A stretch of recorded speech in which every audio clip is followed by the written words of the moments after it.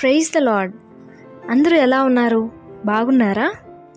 దేవుని కృప వల్ల మళ్ళీ మీ వద్దకు వచ్చి ఇలా దేవుని వాక్యం చెప్పే అవకాశాన్ని దేవుడిచ్చిన విధానాన్ని బట్టి దేవాది దేవునికి లెక్కలేని కోట్ల స్తోత్రాలు చెల్లించుకుంటున్నాం. మనకి గిఫ్ట్స్ అంటే చాలా ఇష్టం కదా. గిఫ్ట్స్ అండ్ సర్ప్రైజెస్ నచ్చని వారంటూ ఎవ్వరూ ఉండరు ఈ లోకంలో. ఒక పెళ్ళైన కొత్త జంట క్రొత్త ఇల్లు కట్టుకున్నారు.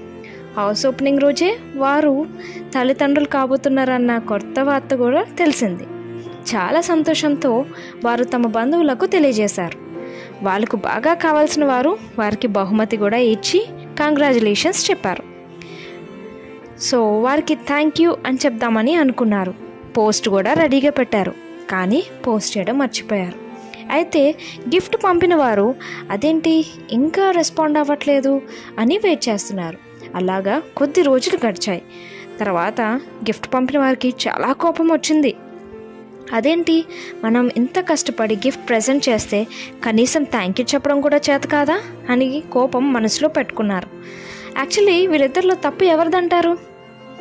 ఎవరిదంటే ఏం చెప్తాం, గిఫ్ట్ ఇచ్చిన వారు చాలా ఇష్టపూర్వకంగా ఇచ్చారు. గిఫ్ట్ని తీసుకున్న వారు కూడా చాలా కృతజ్ఞత భావంతోనే కలిగి ఉన్నారు. కానీ బై మిస్టేక్ థ్యాంక్ యూ చెప్పడం మర్చిపోయారు. ఈ లోకంలో అంతే, ఎవరైనా ఏదైనా ఇచ్చినప్పుడు థ్యాంక్ యూ అనేది రిటర్న్ ఎక్స్పెక్ట్ చేస్తూ ఉంటాం. అసలు ఎందుకు ఎక్స్పెక్ట్ చేయాలి? మనం ప్రేమతో ఇచ్చినప్పుడు ఎలా ఇవ్వాలి? ఎక్స్పెక్టేషన్స్తో ఇస్తున్నామా? ఎంత కోపాలు వస్తాయో ఒక్కొక్కరికి. అదేంటి, మినిమం కామన్ సెన్స్ లేదా ఇది అది అని మనం చాలా ఫీల్ అయిపోతూ ఉంటాం కదా. జనరల్లీ మనలో మనం మాట్లాడుకున్న విధానంలో జనరల్లీ మనం అలా ఆ ఫేజ్ గుండా పోతూ ఉంటాం. కానీ నా దృష్టిలో తప్పు ఇద్దరిది అంటాను. ఎందుకంటారా? ఎందుకంటే గిఫ్ట్ చేసిన వారు చాలా ప్రేమతో గిఫ్ట్ చేశారు. ప్రేమ దీర్ఘకాలము ఉండును. ప్రేమ మత్సరపడదు, డంబముగా ప్రవర్తింపదు, త్వరగా కోపపడదు, అపకారమును మనసులో ఉంచుకొనదు. మరి గిఫ్ట్ ఇచ్చిన వారికి ఈ లక్షణాలు ఉన్నాయంటారా? అలాగే గిఫ్ట్ పుచ్చుకున్న వారు కూడా ప్రతి దానికి వారు కృతజ్ఞత భావం కలిగి ఉండాలి. కానీ దేనిని మర్చిపోకూడదు. ఇహమందు మనకి ఈ మనస్పర్ధాలు కామన్. కానీ మన దేవుడు మనల్ని ఎప్పుడూ ప్రేమిస్తూనే ఉంటారు. ఆయన ఎప్పుడు కూడా ఇచ్చే దేవుడు.